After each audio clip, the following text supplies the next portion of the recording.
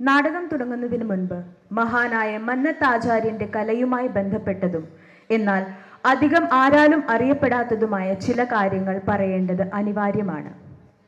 അദ്ദേഹത്തിന്റെ 148ാം ജന്മവാർഷിക ആഘോഷിക്കുന്ന ഈ അവസരത്തിൽ അദ്ദേഹത്തെക്കുറിച്ച് അധികം ആരും കേട്ടിട്ടില്ലാത്ത ചില കഴിവുകളെ കുറിച്ച് പരാമർശിക്കാതെ ഈ നാടകം അപ്രസക്തമാണ്. പ്രൊഫസർ ശ്രീ ഗീതാലയം ഗീതാകൃഷ്ണൻ എഴുതിയ മഹാനായ മന്നത്ത് പത്മനാഭൻ എന്ന പുസ്തകത്തിൽ മന്നത്ത് ആചാര്യനെ കുറിച്ച് ഉദ്ധരിച്ച ചില കാര്യങ്ങൾ എല്ലാവരുടെയും അറിവിലേക്കായി നിങ്ങളുടെ മുൻപിൽ വെക്കാൻ ആഗ്രഹിക്കുകയാണ്. ഒരു സമുദായ പ്രവർത്തകൻ എന്ന നിലയിൽ ജീവിതം അർപ്പിക്കാതെ മന്നത്ത് ആചാര്യൻ കലാരംഗത്തേക്ക് കടന്നു വരുന്നുവെങ്കിൽ പണ്ട് ജീവിച്ചിരുന്ന പല അഭിനയ ചക്രവർത്തിമാരെയും പോലെ അദ്ദേഹത്തിന്റെ പേരും ആ പട്ടികയിൽ ഉൾപ്പെടുമായിരുന്നു. വളരെ ചെറുപ്പത്തിൽ തന്നെ, അതായത് 2ാം ക്ലാസ്സിൽ പഠിക്കുമ്പോൾ തന്നെ അദ്ദേഹം അഭിനയ ജീവിതത്തിലേക്ക് കടന്നിരുന്നു.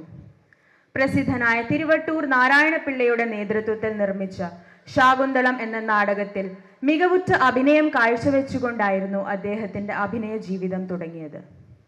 പിന്നീട് ഭാരത സാമ്രാജ്യ ചക്രവർത്തിയായിരുന്ന സർവമതന്റെ വേഷത്തിൽ അതിൽ കുട്ടിയായിരുന്നു മന്നം. ശിശുവായ ഭാരതകുമാരൻ 7ാം അംഗത്തിൽ താമസ കന്യകളുടെ അടുത്തുനിന്നും ഒളിച്ചു ചാടി ഒരു സിംഹക്കുട്ടിയെ കൈക്കലാക്കി അതിന്റെ വാ പൊളിച്ച് പല്ല് എണ്ണുന്ന അതിസാഹസികനായ ഒരു ബാലന്റെ വേഷം അതിഗംഭീരമായി അവതരിപ്പിച്ച് പല ഉന്നത കലാസ്നേഹികളുടെയും പ്രശംസ അദ്ദേഹം പിടിച്ചുപറ്റിയിരുന്നു. പിന്നീട് ഒരു കോണകം മാത്രം ഉടുത്തുകൊണ്ട് കുചേലവൃത്തം എന്ന നാടകത്തിൽ കുഴിഞ്ഞ കണ്ണും ഒട്ടിയ കവിളും ഉണ്ണിക്കുഴവയറും ഒക്കെയായി ഒരു ബ്രാഹ്മണ ബാലൻ. ഉത്തരരാമചിത്രത്തിൽ ലവൻ യുവാവായിരിക്കുമ്പോൾ പ്രസിദ്ധമായ മാർത്താണ്ഡവർമ്മ എന്ന നാടകത്തിൽ സുന്ദരയ്യൻ എന്ന കഥാപാത്രത്തിലൂടെ അദ്ദേഹം അരങ്ങിൽ ജീവിച്ചു കാണിക്കുകയായിരുന്നുവെന്ന് പല മഹാന്മാരും പറഞ്ഞിട്ടുണ്ട്. അദ്ദേഹത്തിന്റെ മുഖത്ത് വരുന്ന ഭാവങ്ങൾ നാടകം കണ്ടവരാരും ഒരിക്കലും മറക്കുകയില്ല. എന്നാൽ അതോടുകൂടി മന്നം നാടകരംഗത്തു നിന്നും വിട പറയുകയായിരുന്നു. പിന്നീട് സമാജത്തിന്റെ സാമ്പത്തിക ആവശ്യങ്ങൾക്കായി ഉണ്ടാക്കിയ പല നാടകങ്ങളിലും അദ്ദേഹം അഭിനയം കാഴ്ചവെച്ചിട്ടുണ്ട്. മഹാനായ അഭിനേതാവായ മന്നത്ത് ആചാര്യന്റെ കാൽക്കൽ ഒരു പുഷ്പാഞ്ജലിയായി ഞങ്ങൾ ഈ കൊച്ചു നാടകം സമർപ്പിച്ചുകൊള്ളുന്നു. മന്നത്ത് ആചാര്യന്റെ ജീവിതത്തിലെ ചില സംഭവങ്ങളെ ആസ്പദമാക്കിയാണ് ഈ ലഘുനാടകം നിങ്ങളുടെ മുന്നിൽ വയ്ക്കുന്നത്. നാടക അവതരണത്തിന്റെ അനിവാര്യത്തിനായി ഈ നാടകത്തിലെ പല കഥാപാത്രങ്ങളും സാങ്കല്പികമാണ്. മാത്രമല്ല, ഈ നാടകത്തിലെ സംഭാഷണങ്ങൾ മന്നത്ത് ആചാര്യന്റെ ജീവിതത്തിൽ ഉണ്ടായ പല സംഭവങ്ങളുടെയും ആസ്പദത്തിൽ സാഹചര്യാനുസൃതമായി അദ്ദേഹം പറഞ്ഞിരിക്കാൻ ഇടയുണ്ട് എന്ന സങ്കല്പത്തിൽ എഴുതപ്പെട്ടവയാണ്. ഈ നാടകത്തിൽ ചിത്രീകരിച്ചിരിക്കുന്ന സംഭവങ്ങൾ പല പുസ്തകത്തിൽ നിന്നും മറ്റ് സാമൂഹ്യ മാധ്യമങ്ങളിൽ നിന്നും ഉൾക്കൊണ്ടവയാണ്. ഈ ലഘുനാടകം ഒരു തികച്ചും ഭാവനാ സൃഷ്ടി എന്ന നിലയ്ക്ക് സ്വീകരിക്കണമെന്ന് വിനീതമായി അഭ്യർത്ഥിച്ചുകൊള്ളുന്നു. വന്ദേ ശ്രീധര തൃപ്പെരുന്നയമരും ശ്രീ പത്മനാഭ പ്രഭോ. വന്ദേ ശ്രീധരി പാർവതി പ്രിയസുതം ആചാര്യത്തെ മംഗളം. വന്ദേ ഭാരത കേസരീന്ദ്ര സുമതേ കാരുണ്യവാരാനിധേ. വന്ദേ ഹൃത്തട പത്മമധ്യ സുലസൽ ആചാര്യ തുഭ്യം നമഃ.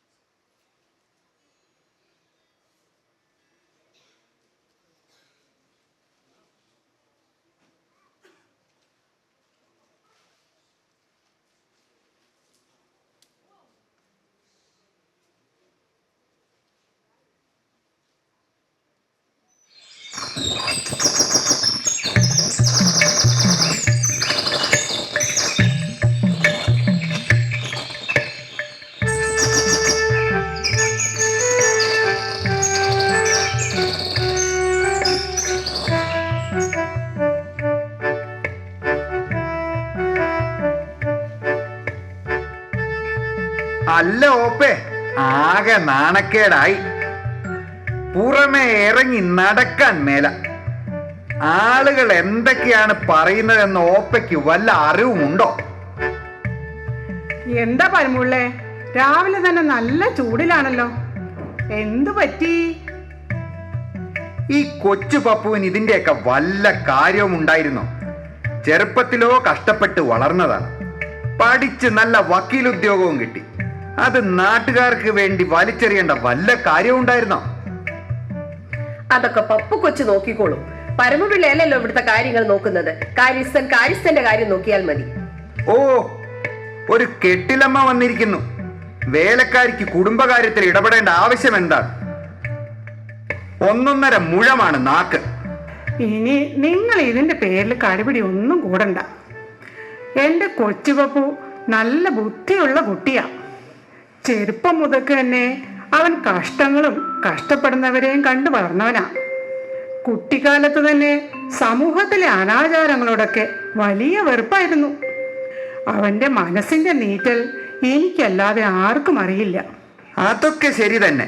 പക്ഷെ നാട്ടുനടപ്പ് എന്ന ഒന്നില്ലേ? നമുക്കത് മറക്കാൻ പറ്റുമോ? കണ്ട അയിത്തജാതിക്കാരുടെ തോളിൽ കൈയിട്ട് നടക്കുക എന്നൊക്കെ വെച്ചാൽ എത്ര നാണക്കേടാണ്. നാട്ടുനടപ്പൊക്കെ മനുഷ്യന്മാരുണ്ടാക്കിയതല്ലേ പരമുള്ള ചേട്ടാ?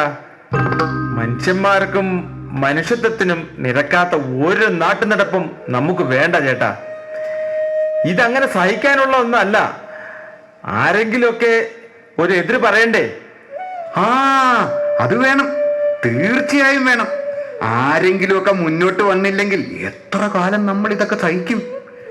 ഞാനും ഓപ്പയോട് അത് തന്നെയാണ് പറഞ്ഞുകൊണ്ടിരുന്നത്. ഉണ്ണിക്കെങ്കിലും തോന്നിയല്ലോ ഇതിനൊക്കെ ഒരു പരിഹാരം ഉണ്ടാവണമെന്ന്. ഉണ്ണി ധൈര്യമായിട്ട് മുമ്പോട്ട് പോകണം. ഞാൻ എന്നും ഉണ്ണിയുടെ പിന്നിൽ തന്നെയുണ്ട്. ആ, അമ്മ ഇന്ന് നല്ല സുന്ദരിയായിട്ടുണ്ടല്ലോ. മാത്രമല്ല അടുക്കളയിൽ നിന്ന് നല്ല മണവും വരുന്നുണ്ടല്ലോ. അപ്പൊ ഓപ്പ ഇന്നലെ വരെ സുന്ദരി ആയിരുന്നില്ലേ? ഉണ്ണി, വേണ്ട കേട്ടോ. എന്തോ ഒരു കാര്യം സാധിക്കാനുണ്ടല്ലോ. പെട്ടെന്ന് അമ്മയോട് ഒരു സ്നേഹ കൂടുതൽ. എന്താ കാര്യം? അപ്പൊ എനിക്ക് അമ്മയോട് സ്നേഹമില്ലെന്നാണോ അമ്മയുടെ വിചാരം? പിന്നെ ഒരു സമ്മേളനം എന്നും പറഞ്ഞ് എത്ര ദിവസം കഴിഞ്ഞാ ഉണ്ണി വീട്ടിലേക്ക് വന്നത്? ഒരു കുറിപ്പുമില്ല, വിവരമില്ല. ലോകം മുഴുവൻ ശത്രുക്കളാണ്. ഞാൻ എത്ര തീ തിന്നു എന്ന വല്ല വിചാരം ഉണ്ണിക്കുണ്ടോ? എന്റെ അമ്മേ, എന്തൊക്കെ അനാചാരങ്ങളാണ് നമ്മുടെ നാട്ടിൽ നടക്കുന്നത്. മനുഷ്യത്വം തൊട്ടു തീണ്ടിയിട്ടില്ല ഇവിടുത്തെ മേലാളന്മാർക്ക്. പല പല പ്രശ്നങ്ങളല്ലേ. അതിനിടയിൽ സമയം കിട്ടാത്തോണ്ടാണ്. അല്ലാതെ എന്റെ അമ്മയെ മറക്കാൻ എനിക്ക് കഴിയോ? എന്റെ ലോകം എന്ന് പറയുന്നത് തന്നെ എന്റെ അമ്മയല്ലേ? ആ, മനസ്സിലായി മനസ്സിലായി. ആട്ടെ, ഇപ്പൊ എന്താണ് ആവശ്യം? അത് അമ്മേ, എന്നെ കാണാൻ കുറച്ചു പേർ വന്നിട്ടുണ്ട്. അവർക്ക് ഭക്ഷണം വേണം. ഉണ്ടാവുമോ? ഇത്രയേ ഉള്ളൂ? അതൊക്കെ ഞാൻ അമ്മണിയമ്മയോട് രാവിലെ തന്നെ പറഞ്ഞിട്ടുണ്ട്. കഞ്ഞിക്കാലായിട്ടുമുണ്ട്.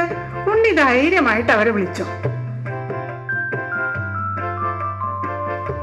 ഇനി എന്താ ഉണ്ണി, അവരെ വിളിച്ചോളൂ.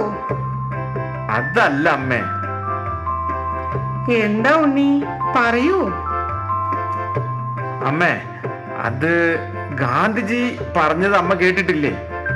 നമ്മൾ ആരോടെങ്കിലും ഒരു ശീലം ഉപേക്ഷിക്കാൻ പറയുമ്പോ നമുക്ക് ആ ശീലമുണ്ടെങ്കിൽ നമ്മൾ ആദ്യം അത് ഉപേക്ഷിക്കേണ്ടതാണ്. ഉണ്ണി, ഞങ്ങൾക്ക് നിന്റെ അത്രയും ബുദ്ധി ഒന്നുമില്ല. ഉണ്ണിക്ക് എന്തെങ്കിലും പറയാനുണ്ടെങ്കിൽ അത് തെളിച്ചു പറയൂ.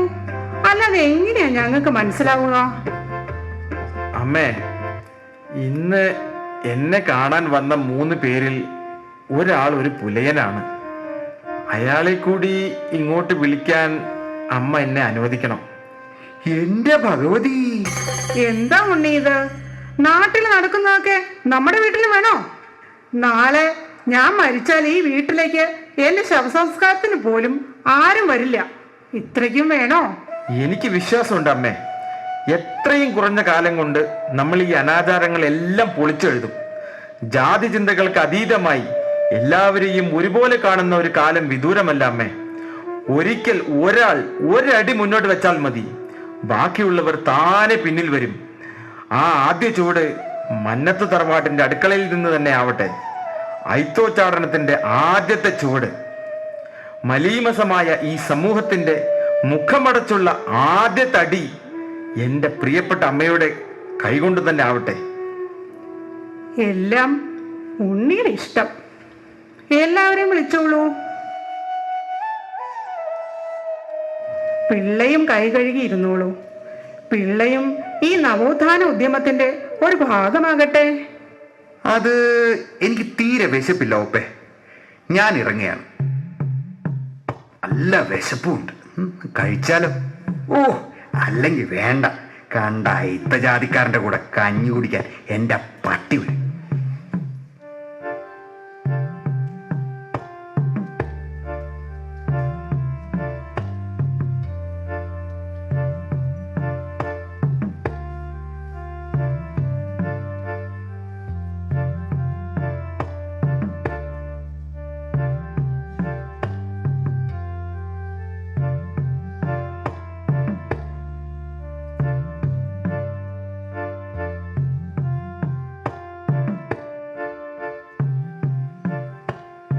അമ്മേ, അമ്മണിയമ്മേ വിളിക്ക, ഈ പാത്രം ഒന്ന് എടുപ്പിക്കാൻ.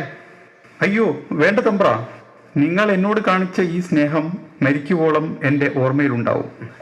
ഇതിൽ കൂടുതൽ എന്നെ സഹിക്കാൻ പറ്റില്ല. എൻ്റെ പാത്രം ഞാൻ തന്നെ എടുത്തോളാം. തമ്പ്രാനെയും അമ്മയെയും ഈശ്വരൻ അനുഗ്രഹിക്കട്ടെ. ഞങ്ങളുടെ കൂട്ടർക്ക് വേണ്ടിയുള്ള തമ്പ്രാന്റെ കഷ്ടപ്പാട് ഈശ്വരൻ കാണാതിരിക്കില്ല. സാരമില്ല കിട്ടു. അങ്ങനെയെങ്കിലും ഞങ്ങളുടെ പൂർവികർ നിങ്ങളോട് ചെയ്ത പ്രവർത്തികൾക്ക് ഒരു പ്രായശ്ചിത്തമാവട്ടെ. കണ്ട കീഴ്ജാതിക്കാരന്റെ എച്ചിലെടുക്കേണ്ട ഗതികളൊന്നും എനിക്ക് വന്നിട്ടില്ല. സാരമില്ല, ഞാൻ എടുത്തോളാം.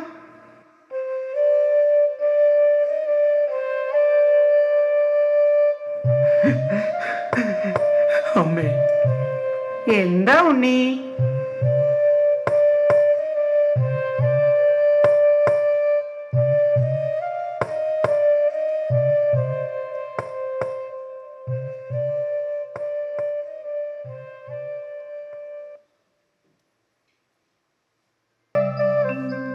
ഒരാഴ്ചയായി കുളിച്ചിട്ട് ഇന്നാണ് ഒരു ആശ്വാസം കിട്ടിയത്.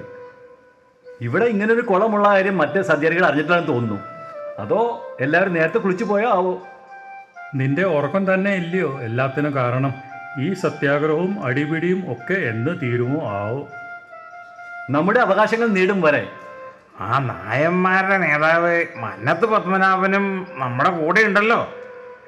ഇവിടെ എണ്ണത്തെ കൂടുതലുള്ള അവർക്ക് കാര്യങ്ങളൊക്കെ മനസ്സിലായിട്ടുണ്ടെങ്കിൽ ഇനി ഇതൊക്കെ തീരാൻ അധിക സമയം വേണ്ട. ഇപ്പോൾ നായന്മാർക്ക് നമ്മളോടൊക്കെ ഒരു സഹാനുഭൂതി തോന്നി തുടങ്ങിയിട്ടുണ്ട്. ഒന്ന് വേഗം വാ, ഇനി ആരെങ്കിലും കണ്ട് പുകിലാതിന് മുമ്പ് നമുക്ക് സ്ഥലം വിടാം.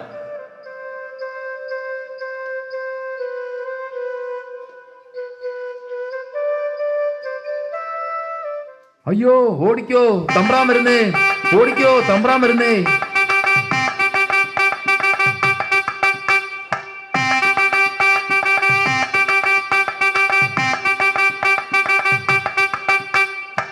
നിൽക്കടാ അവിടെ. നീയൊക്കെ ഏതാടാ? ഇവിടെ ഒന്നും കണ്ടിട്ടില്ലല്ലോ നിന്നെയൊക്കെ. ഞങ്ങൾ കുറച്ച് ദൂരത്തുള്ളതാണ് ചമ്പ്ര. ഇവിടെ വൈക്കം സത്യാഗ്രഹത്തിന് വേണ്ടി വന്നതാണ് ചമ്പ്ര. ആ, അപ്പൊ സമരക്കാരാണല്ലേ? അതിരിക്കട്ടെ. എന്താ നിന്റെയൊക്കെ ജാതി? കുളം കണ്ടപ്പോ ഒന്ന് കുളിച്ചു പോയതാണ് ചമ്പ്ര, മാപ്പാക്കണം. ആ, എന്താടാ നിന്റെ ഒന്നും വായിൽ നാവില്ലേ? ഏത് ജാതിക്കാരാണെന്നാണ് ചോദിച്ചത്? മാപ്പാക്കണം തമ്പ്ര, ചൂട് സഹിക്ക വയ്യാത്തൊന്ന് കുളിച്ചതാണ് തമ്പ്ര. നിന്നോട് നിന്റെ ജാതി പറയാനാണ് പറഞ്ഞത്. ഉരുണ്ട് കളിക്കുന്ന നായെ. അയ്യോ തമ്പ്ര, മാപ്പാക്കണം. ഞങ്ങൾ ഐത്തജാതിക്കാരാണ്. ഞങ്ങൾ കുളത്തിൽ ഇറങ്ങിയിട്ടില്ല. കുറച്ച് വെള്ളം കോരി ഒഴിച്ചു എന്ന് മാത്രം. ചൂട് സഹിക്ക വയ്യാത്ത കൊണ്ടാണ്. ക്ഷമിക്കണം. ശിവ ശിവ, അമ്പലക്കുളം അശുദ്ധമായല്ലോ. നിന്നെയൊക്കെ എന്താണ് ചെയ്യേണ്ടത് എന്ന് എനിക്കറിയാം.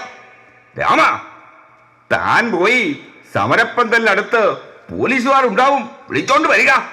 ചവിട്ടി കൂട്ടണ രണ്ടിനെയും. അയ്യോ അയ്യോ അമ്മ, അയ്യോ അയ്യോ അയ്യോ അയ്യോ അയ്യോ അയ്യോ. തൊട്ടുപോകരുത്. ഇനി ഇവരുടെ മേൽ ഒരു പൊടി വീണാൽ ആ കൈ പിന്നെ ഒരു കാര്യത്തിനും ഉയരുകയില്ല, പറഞ്ഞേക്കാം. അല്ല, താൻ ആരാ? കണ്ടിട്ട് ഒരു അടി ലക്ഷമൊക്കെ ഉണ്ടല്ലോ. ഞാൻ മന്നത്ത് പത്മനാഭൻ. ഓ, കേട്ടിട്ടുണ്ട്. ആട്ടെ, താൻ നായന്മാരുടെ നേതാവാണ് എന്നാണല്ലോ കേട്ടിരിക്കുന്നത്. മാത്രമല്ല, താൻ നല്ലൊരു നമ്പൂതിരി സമ്പത്തിലുണ്ടായ സന്തതിയാണെന്നും കേട്ടിരിക്കുന്നു. താനൊക്കെ എന്ന് മുതൽക്കാണ് ഈ അധമജാതിക്കാരുടെ വക്കാലത്ത് പിടിക്കാൻ തുടങ്ങിയത്? തിരുമേനി കേട്ടത് ഒക്കെ സത്യമാണ്. പിന്നെ തിരുമേനി പറഞ്ഞ നമ്പൂരി സംബന്ധം, ആ പേരിലുള്ള ഒരു പരിഗണനയും എനിക്ക് ആവശ്യമില്ല. ഇന്ന് അതൊരു ഭാരമായിട്ടാണ് ഞാൻ കൊണ്ടു നടക്കുന്നത്. നിങ്ങളെപ്പോലുള്ളവരുടെ അധമ വാഴ്ചയുടെ കാലമൊക്കെ കഴിഞ്ഞു തിരുമേനി.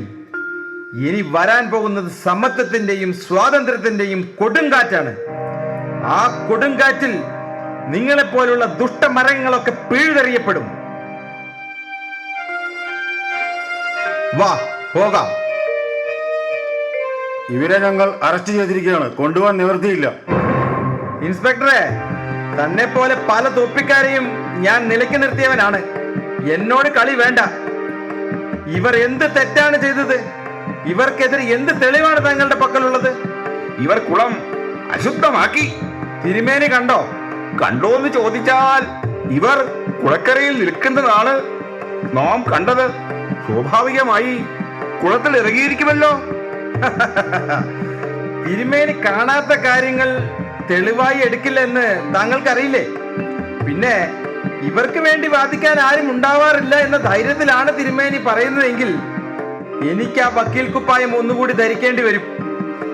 അതിൽ കൂടുതലൊന്നും സംഭവിക്കാനില്ല. ഇതിലെ നടന്നുപോയ ഇവർ കുളത്തിനടുത്ത് എത്തിയപ്പോൾ കുറച്ചു നേരം കുളക്കരയിൽ വിശ്രമിച്ചു. അപ്പോൾ അതിലെ വന്ന താങ്കൾ തെറ്റിദ്ധരിച്ച് ഇവർക്കെതിരെ കുറ്റാരോപണം നടത്തി. ഇവരെ മർദ്ദിച്ച് അവശരാക്കി. തെളിവിനായി ഇവരുടെ മേൽ കുറെ വെള്ളവും കോരി ഒഴിച്ചു. എന്താ, വാദിക്കാൻ തയ്യാറുണ്ടോ? കയ്യിന്ന് കുറച്ച് ചിക്കിലി ഇറക്കേണ്ടി വരും. വേണ്ട വേണ്ട, കേസുമില്ല കൂട്ടവുമില്ല. ഇല്ലത്ത് അസാരം പ്രസംഗങ്ങളൊക്കെ ഉണ്ട്, നോം ഒന്നിനുമില്ല. അപ്പോൾ എങ്ങനെയാ തിരുമേനി? എനിക്കിവരെ കൊണ്ടുപോകാമല്ലോ. ആയിക്കോട്ടെ ആയിക്കോട്ടെ.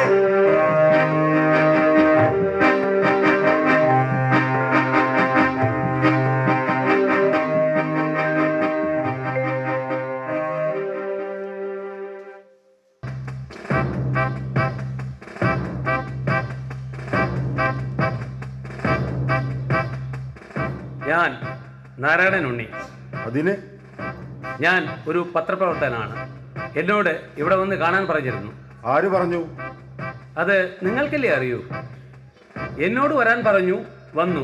ഇനി നിങ്ങളാണ് പറയേണ്ടത് എന്നെ എന്തിനാണ് വിളിപ്പിച്ചതെന്ന്.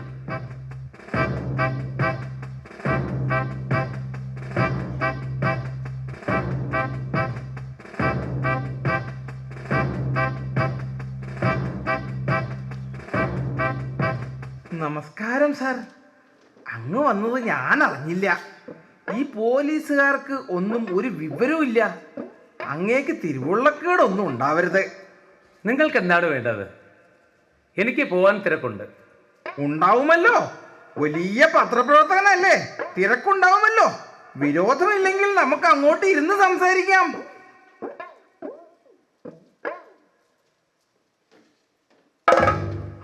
അയ്യോ,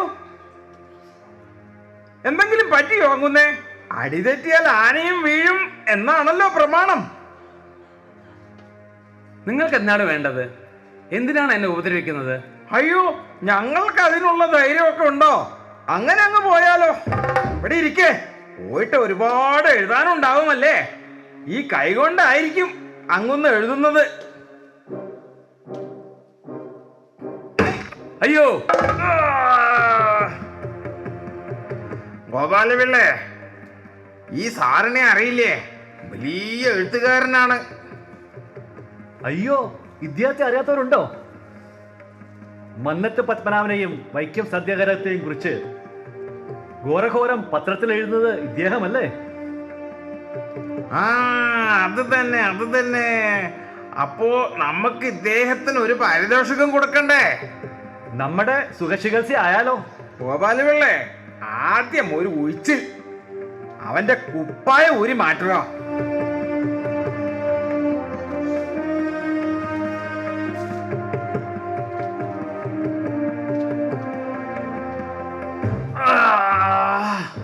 എന്തിനാണ് എന്നെ ഇങ്ങനെ ഉപദ്രവിക്കുന്നത്?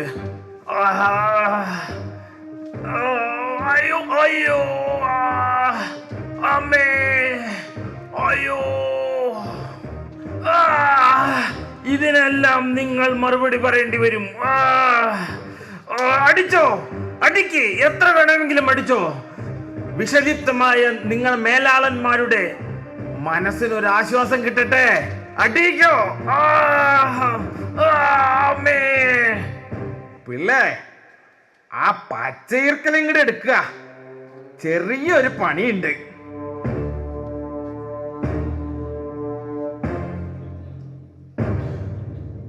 നിർത്തുക. എന്താണ് ഇയാൾ ചെയ്ത കുറ്റം? എന്തിനാണ് ഇയാൾ ഇങ്ങനെ കൊല്ലാക്കൊല ചെയ്യുന്നത്? അയ്യോ, ഇത് ആരാണ്? മന്നത്ത് പത്മനാഭനല്ലേ? കേട്ടിട്ടില്ലേ ഗോപാലപിള്ളേ? നായന്മാരുടെ നേതാവാണ്. വൈക്കം സത്യാഗ്രഹത്തിന്റെ ക്യാപ്റ്റൻ അല്ലയോ? ഞങ്ങള് അങ്ങയെ ഒന്ന് കാണാനിരിക്കുകയായിരുന്നു. പിന്നെ നായന്മാരുടെ നേതാവിന് പോലീസ് സ്റ്റേഷൻ അത്ര പരിചയം ഉണ്ടെന്ന് തോന്നുന്നില്ല. അതൊക്കെ ഒന്ന് പരിചയപ്പെടുത്തണ്ടേ? ഇൻസ്പെക്ടറെ, നിങ്ങൾ സൂക്ഷിച്ചോ. ഇതൊരു ജനകീയ മുന്നേറ്റമാണ്. അടിമത്തത്തിനെതിരെ, അന്യായത്തിനെതിരെ, തൊട്ടുകൂടായ്മയ്ക്കെതിരെ. ഇതിനെ നിങ്ങളുടെ ലാത്തി കൊണ്ടോ മർക്കട മുഷ്ടി കൊണ്ടോ അടിച്ചമർത്താമെന്ന വ്യാമോഹമാണ് മനസ്സിലെങ്കിൽ അതങ്ങ് കയ്യിൽ വെച്ചാൽ മതി. തന്റെ മൈതാന പ്രസംഗം ഒന്നും ഇവിടെ വേണ്ട. ഇത് പോലീസ് സ്റ്റേഷനാണ്. ഇവിടെ നിന്ന് കുറച്ചാൽ താൻ വിവരം അറിയും. പറഞ്ഞേക്കാം. ഗോപാലപിള്ളേ, ഈ ഇൻസ്പെക്ടർ പുറംനാട്ടുകാരനായിരിക്കും. എന്നാൽ പിള്ളയുടെ നാടും കുടുംബവും ഒക്കെ ഇവിടെ തന്നെ അല്ലേ? വെറുതെ ഒരു നായരുടെ വീട് ഞാനായിട്ട് നശിപ്പിച്ചു എന്ന് നാട്ടുകാരെ കൊണ്ട് പറയിക്കുന്നത് എനിക്ക് ഇഷ്ടമല്ല.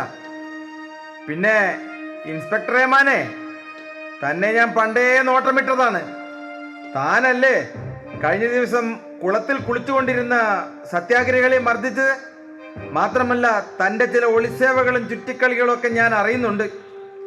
തൻ്റെ വീരശൂര പരാക്രമങ്ങളൊക്കെ അവിടെ മതി. ഇനി സത്യാഗ്രഹികളുടെ മേൽ തൻ്റെയോ തൻ്റെ ഏറാൻ മൂളികളുടെയോ നിഴൽ പോലും പെട്ടു എന്ന് ഞാൻ അറിഞ്ഞാൽ അന്ന് താൻ ഈ മന്നത്ത് പത്മനാഭന്റെ തനി സ്വരൂപം അറിയും. എടോ ഗോപാലപിള്ളേ, ഇദ്ദേഹം തനിസ്വരൂപം കാണിക്കാൻ വന്നതാ. അപ്പോ നമുക്ക് ഇദ്ദേഹത്തിന് ഒരു പാരിതോഷികം കൊടുക്കണ്ടേ? അത് പിന്നെ പറയണ എമ്മാനെ. എടോ ഇൻസ്പെക്ടറെ, അതിനു മുൻപ് താൻ എന്റെ പിൽക്കാലം ഒന്ന് അന്വേഷിക്കുന്നത് നല്ലതായിരിക്കും. താൻ വെളിയിലേക്കൊന്ന് നോക്ക്. തൻ്റെ ഈ സ്റ്റേഷൻ ഞങ്ങൾ വളഞ്ഞിരിക്കുകയാണ്. ഇവിടെ കിടന്ന് വെളിച്ചിലെടുത്താൽ താനും തൻ്റെ ഏറാൻ മൂളികളും തൻ്റെ ഈ പത്തായപ്പുരയും നിന്ന് കത്തും. കത്തിക്കും ഈ പത്മനാഭൻ. ധൈര്യമുണ്ടോ? ഉണ്ടെങ്കിൽ വാ, നോക്കാം.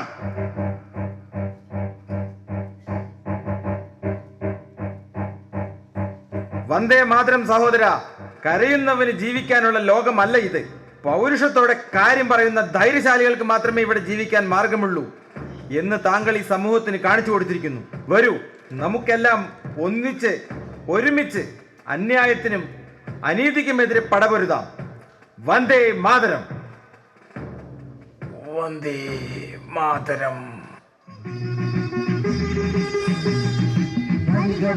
സഹചരി സഹന സമര സമയമായി കരളുറച്ചു കൈകൾ കോർത്ത് കാൽനടയ്ക്കു പോകലാം. വരിക വരിക സഹചരി സഹന സമര സമയമായി